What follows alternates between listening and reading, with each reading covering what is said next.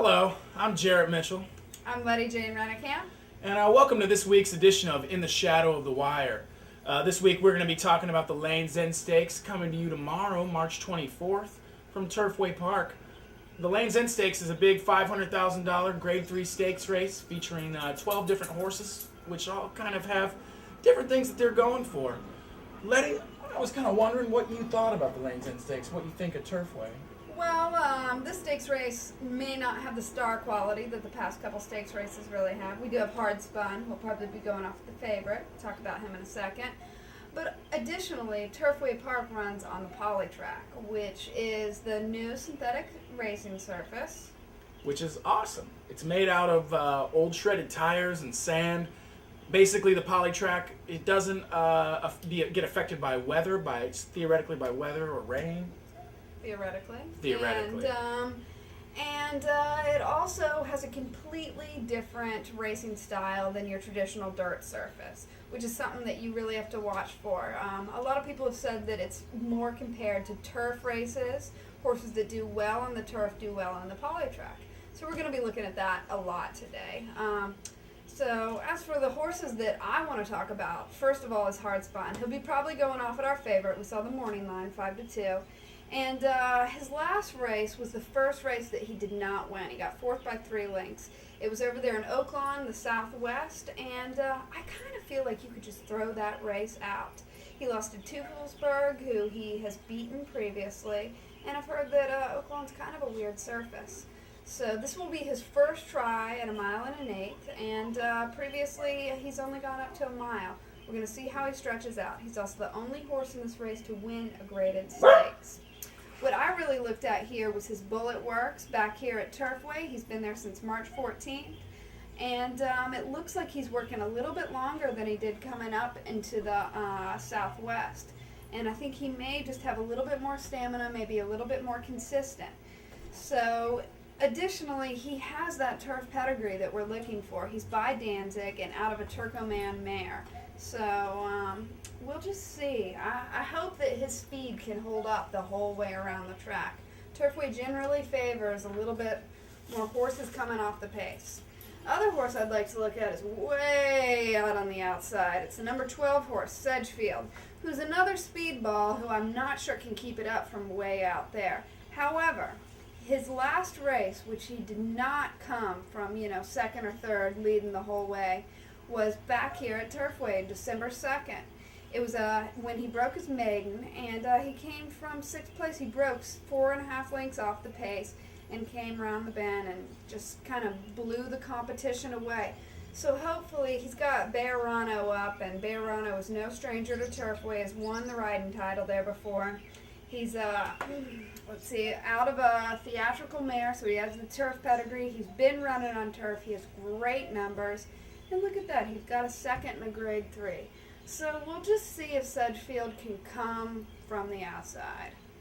Jared? Well, that's very interesting, Sedgefield. Your pick there is coming out of a race, the Hallandale Beach at Gulfstream Park, which one of my horses, my number 1 pick, Twilight Meteor, happened to win that race. I know Twilight Meteor is coming out of the Todd Pletcher barn, and everybody is poo-pooing Todd Pletcher these days because he seems to go ahead and win all the races everywhere. That's kind of why I'm going with Twilight Meteor today.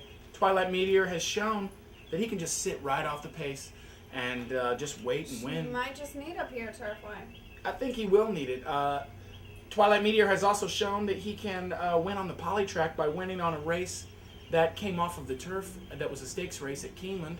And so I think that Twilight Meteor is primed. His pump is primed to win on Saturday, especially with Edgar Prado in the irons that day. You can't really belittle Edgar Prado.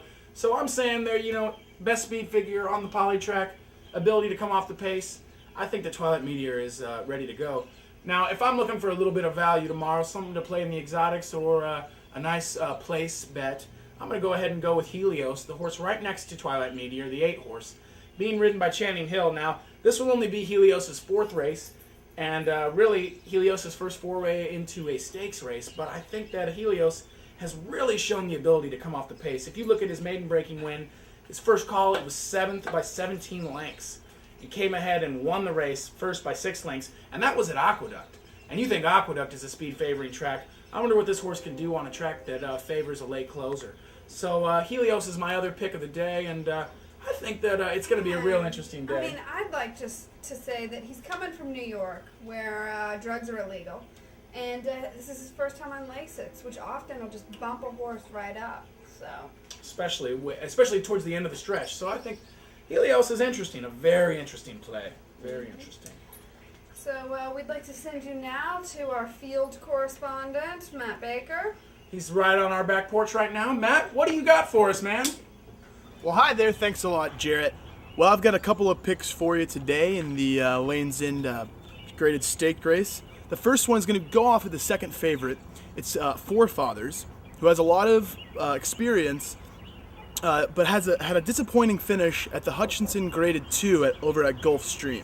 And he's a real speed demon, but he broke slow in his last race and ended up finishing quite poorly. He has shown a lot of promise, though. He had a 100 Beyer speed rating in the Swale graded 2 stakes race, also at Gulfstream. He was second to Adore the Gold, who really just tore it up that day. He didn't really have much of a chance. And he's got another thing going for him. He's trained by Nick Zito and ridden by Julien Leparoux. Julien, I mean, he's a great jockey. Tons of experience at this turfway. Won the jockey crown last year. They've been winning together at a 27% clip, so there's a reason that he's the second favorite. But if he doesn't break very well, then I don't think he's going to be able to finish it off on the poly track. And now my other choice is a long shot called Jogad Even. And despite the kind of lame name, he has had a lot of experience on the alternate track, poly track deal.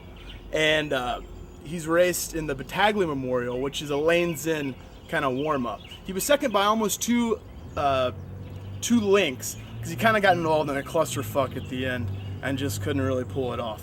And he's won another Lanes End prep back in February, the WEBN. I have a feeling, though, from the middle of the pack, Jogad Even, if he can get off to a good start, he might be able to, make you a little bit of money at 15-1. So that's about all we have here, I believe. Matt Baker, and this has been Back Out in the Yard. I do hope you enjoyed today's program. Good luck betting tomorrow. That's all we got from In the Shadow of the Wire, and as always, you got to win that money, honey!